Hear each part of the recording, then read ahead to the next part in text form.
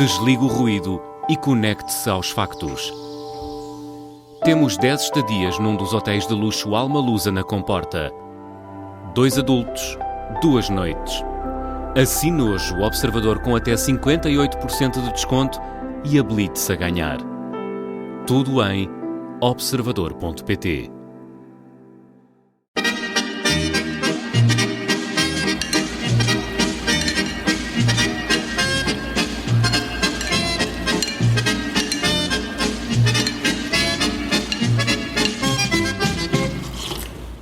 Olá, bem-vindos à Vichy Soase. O cordeiro que não quis ser filho de carneiro deixou de ser irmão do Pedro, neto de sapateiro, que resistiu em dar à sola.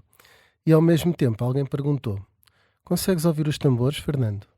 O líder do Chega dá apoio à reforma, mas à antecipada, não à laboral. Luís Montenegro continua a não confiar em André Ventura, a quem solidariamente aconselha: vá estudar.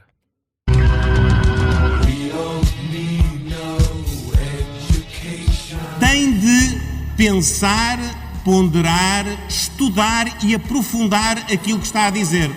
Em vez de mandar o líder da oposição estudar, devia só ver este conselho do líder da oposição. Em vez de estar aí sentado ao lado do governo, saia do seu gabinete, vá ter com as pessoas. Continua a confundir tudo, tem mesmo que estudar.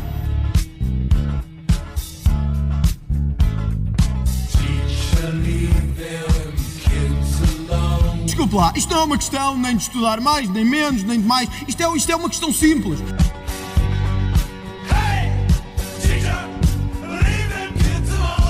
É ou enganar ou não enganar. Ou ter planos para as pessoas ou não ter. Se o deputado foi estudar, não foi. Se fosse, pode ter certeza que o farei quando tiver que fazer. Se calhar até estudei um pouco mais que o Primeiro-Ministro ao longo da vida.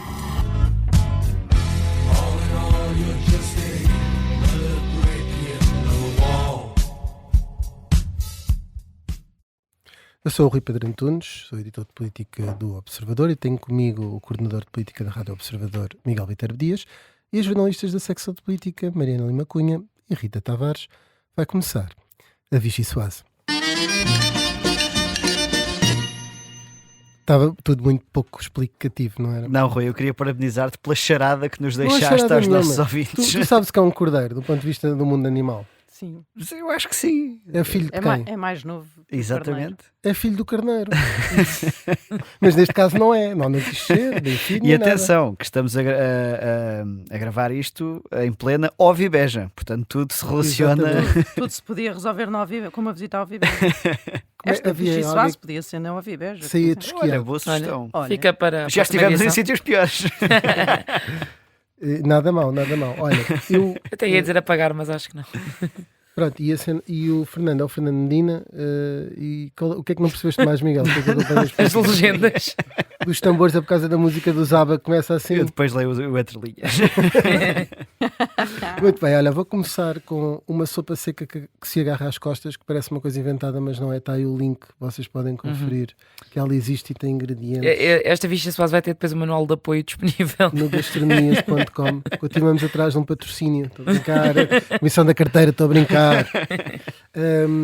Miguel, queres começar tu? Com a sopa que se agarra às costas, não é? Sim, eu acho que exatamente. deve Muito ser bem. boa. Leva cebola, azeite, feijão vermelho. Uma das vítimas maiores das costas de Pedro Delgado Alves, que são as costas mais famosas da política nacional, foi Pedro Nuno Santos, que de repente ficou cara a cara com Pedro Delgado Alves por causa dessa atitude. Quanto ao 25 de Abril, permita-me ir então a estas costas, se puder ser. Quanto ao 25 de Abril, o PS desligou-se um bocadinho daquela ideia, daquele confronto direto com o Chega, como teve nos tempos de António Costa, de Ferro Rodrigues, etc.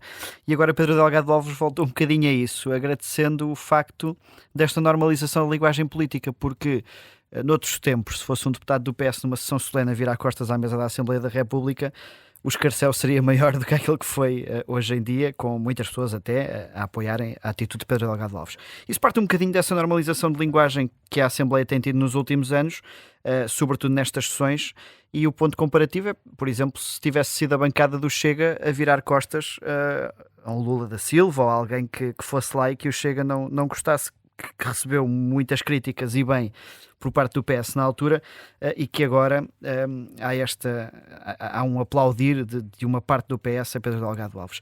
E portanto foi uma atitude que teve o objetivo desejado, que era ficar a ser falado por causa disso, mas que, enfim, ficou um bocadinho estranho, não só porque uma parte do partido aplaudiu de pé a Guiar Branco, outra parte criticou.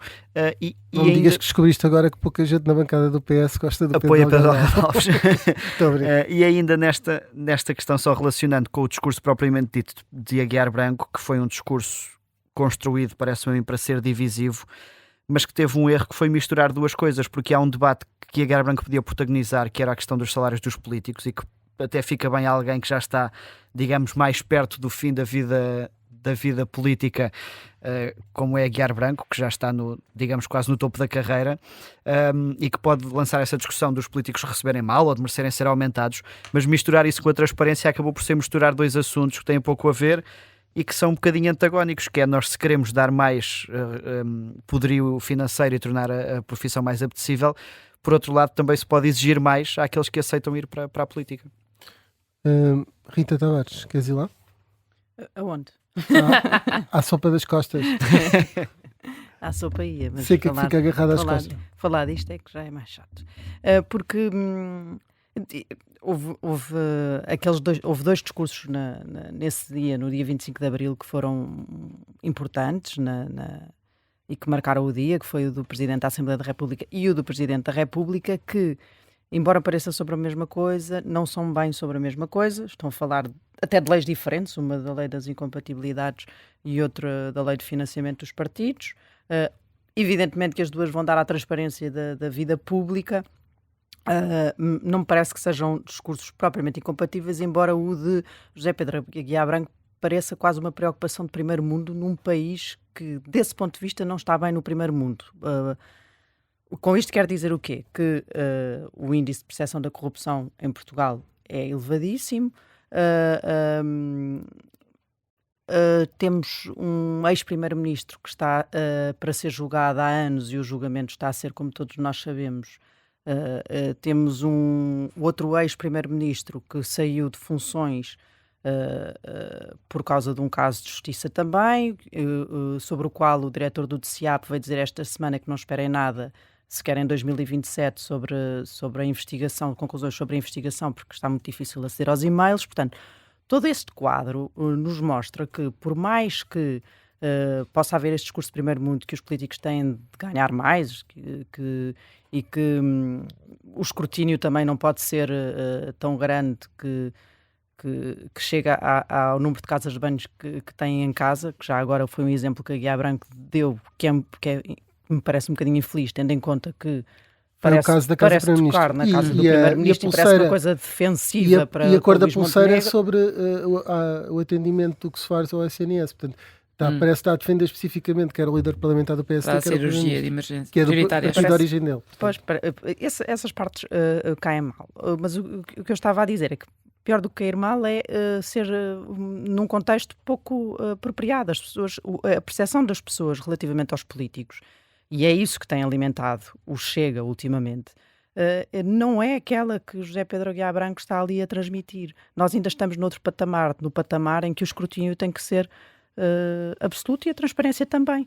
Aliás, e esse patamar deve existir sempre, mas ainda não está consolidado o suficiente em Portugal para de repente se começar a falar num afrouxar de regras ou enfim, aqui noutra via de escrutínio de políticos que fecha algumas portas que foram abertas e não assim há tantos anos, tendo em conta que o contexto é este de que falei aqui.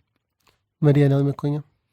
Eu acho que os meus queridos colegas de painel já explicaram bem a misturada, como algumas sopas são uma misturada, e a Aguiar Branco acaba por fazer uma misturada num tema que, lá está, eu acho que o ponto de partida tinha os seus méritos, se não fosse tudo misturado e metido na bimbi para parecer que era tudo a mesma coisa.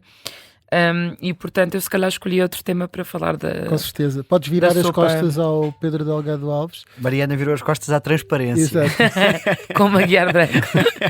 Não, eu decidi falar de pessoas que estão de costas voltadas, como todas que negociam o pacote liberal. E o que é até surpreendente, porque eu me queixo em todas as vicissitudes de ter voltado a falar do pacote liberal. Mas era para enfim, me admirar com uma frase que o Luís Montenegro diz ontem no debate, a meio já da parte final, quando diz que o país não acaba por não haver legislação laboral. O que é engraçado, quer dizer, não é bem assim, é verdade que o país não acaba, mas também é verdade que seria uma derrota gigante para o executivo Luís Montenegro, que tem apostado Não me digas que já tantas se está a fichas. Pois, ou seja, é um bocadinho... Depois de tantos meses ouvirmos falar da urgência desta reforma, não é? Da importância para o país desta reforma, e que de facto foi uma reforma que começou mal no sentido em que não fazia parte do programa da AD. Eu já disse isto várias vezes aqui, percebo os argumentos de quem aponta a Montenegro falhas em apresentar os benefícios desta reforma antes de a querer forçar. Portanto, para uma jogada arriscada dessas precisa-se sempre de mais garantias. Eu acho que o grande problema disto é, mesmo sem a concertação social, depois haveria obviamente o passo do Parlamento.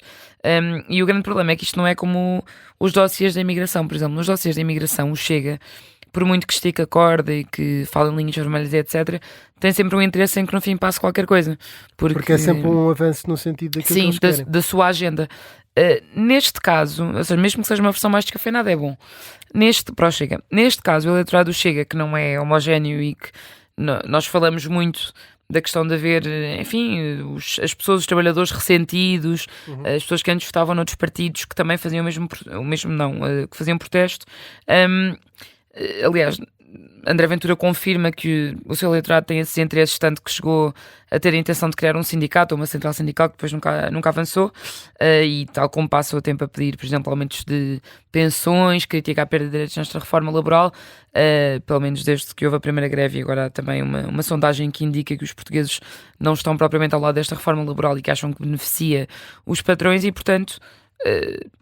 por isso é que Montenegro lhe chamou chegando socialista, não é? Porque sabe que aí há pontos de preocupação de Ventura com o seu eleitorado que toca o eleitorado da esquerda e, no geral, o eleitorado que se sente ressentido, frustrado de alguma maneira, e que sente que as condições de vida podem ainda piorar. E, portanto, não é claro que o Chega tenha grandes ganhos de causa a retirar daqui, e o PS também já o deixou sozinho em campo de mercantilista há muito tempo, o que faz com que não seja claro desta vez que o PSD pode fazer o jogo que faz sempre com o Chega, que é dizer, eles no fim aprovam, é dar aqui uma volta, fazer umas cedências. É um dossiê muito mais difícil de gerir, acho eu, politicamente, do que alguns daqueles que o PSD já negociou com o Chega. E sobretudo porque o ponto de partida do Chega e aquilo que colocou em cima da mesa é um ponto muito sensível. Sim, uma linha altamente vermelha. A descida da idade e já agora aumentar 1.000 euros cada trabalhador. Isso dá, sim, só e um Ferrari. Só para citar Manuel João Vieira. O que parece é que André Ventura está a fazer tudo para não ter que aprovar, não ter que ser ele a aprovar a reforma laboral. E diz que tentou alguma coisa pelos pensionistas. Quer dizer, se a negociação é com o baixar a idade da reforma, quer dizer, parece-me que à partida está a dizer ao PSD não conta com o Chega. Muito bem, Rita, agora começo por ti, porque ia propor uma sopa de cabeça de carneiros. Eu sei que já estou a ir muitas vezes ao nome do líder do PS. É vida, olha. Mas sendo sempre também se presta muita sopas. Sempre disseram que ser líder da oposição dava muito trabalho. Neste caso, já não é bem líder, mas... Por acaso aqui não está ninguém com o apelido do bicho, não é? Sim, não, aqui... Nesta mesa. Nesta mesa não. Aqui temos chaves. Acho que não. Só se for apelido composto. Agora estão vocês a pensar. Mais uma charada, bom. Já, quem é que o Rui insultou agora? Eu explico. Está bem. Então, mas virar o manual depois. Cabeça de carneiro. Sim. É o que vai dentro do Partido Socialista, mais uma vez, que esta semana teve a esperada, tão aguardada reação de Duarte Cordeiro àquilo que foi dito na semana passada por Pedro Nuno Santos, com Duarte Cordeiro a esperar uma semana, o que em si, logo nesta estratégia, quanto a mim, faz logo uma diferenciação entre si mesmo, Duarte Cordeiro, e Pedro Nuno Santos. Não é? Pedro Nuno Santos chega ao Parlamento, antes de entrar no plenário, está a tocar a campainha e dispara sobre 3 ou 4 socialistas. Duarte Cordeiro espera uma semana para lhe dizer que aquilo que ele disse não interessa nada. E não interessa aos portugueses, sobretudo. Portanto, foi uma rajada de tiros sem fazer o estradalhaço de Pedro Nuno Santos, mas que eu acho que deve ter aleijado, não é? Porque faz a tal diferenciação entre alguém mais ponderado e um género mais impulsivo, que é normalmente associado a Pedro Nuno Santos, e, por outro lado, vinca que há aqui uma alternativa política que Duarte Cordeiro poderá estar a pensar e a trabalhar, e que é uma coisa mais ponderada, do que alguém que está a falar de coisas que, e passo a citar Duarte Cordeiro, não interessam aos portugueses, não é? É mais uma diferenciação em relação ao estilo e ao conteúdo, não só ao estilo, mas também ao conteúdo de Pedro Nuno Santos. O que é que isto significa para a sopa de cabeça de carneiro? É que a cabeça de carneiro é que ela Está a prémio. Está a boiar no meio disto tudo, porque enquanto uns lançam granadas e outros lançam tiros, o José Luís Carneiro é verdade que pode ir-se safando, não é? E ter aqui uma margem para, deixem lá os miúdos brincarem à bola enquanto eu governo aqui o partido, mas também não parece em melhores lençóis. Aliás, esta semana até comentámos no debate quinzenal a oposição que o José Luís Carneiro fez a Luís Montenegro. Quer dizer, chamar-lhe oposição é se calhar excessivo, porque é o terceiro debate consecutivo que o José Luís Carneiro apresenta a mesma medida, que é o IVA zero, e com o Luís Montenegro a dizer que não é por aí, que até está a estudar outra opção e que um dia iremos saber qual é. Revelará. Com o barril do petróleo a subir como está, provavelmente não há de estar para muito longe, mas o que é certo é que Luís Montenegro já disse 3 vezes que não, e José Luís Carneiro acaba por não apresentar muito mais do que isso, e também não pôs muitas questões sobre o PTRR. Não sei se às tantas foi por ter ficado um bocado vinculado àquela ideia de que o PRR incluiu muitas medidas do Partido Socialista que Luís Montenegro disse, como Luís Montenegro disse. Enfim, parece-me que José Luís Carneiro internamente pode não ter a vida facilitada, mas ele mesmo não está a facilitar a sua vida com o estilo de oposição que está a fazer ao governo. Muito bem, eu gostaria muito de dar a palavra a Mariana, mas este programa, além de ser religioso, porque dá a hora que Deus quer, também agora interiorizou a frugalidade e a abnegação católica, e portanto nós, com 14 minutos de programa, vamos ter que terminar aqui a primeira parte. E foi por isso que Montenegro negou 3 vezes o IVA zero. Exatamente. Olha, é caso para dizer Montenegro 1, IVA 0. Voltamos já a seguir na segunda parte.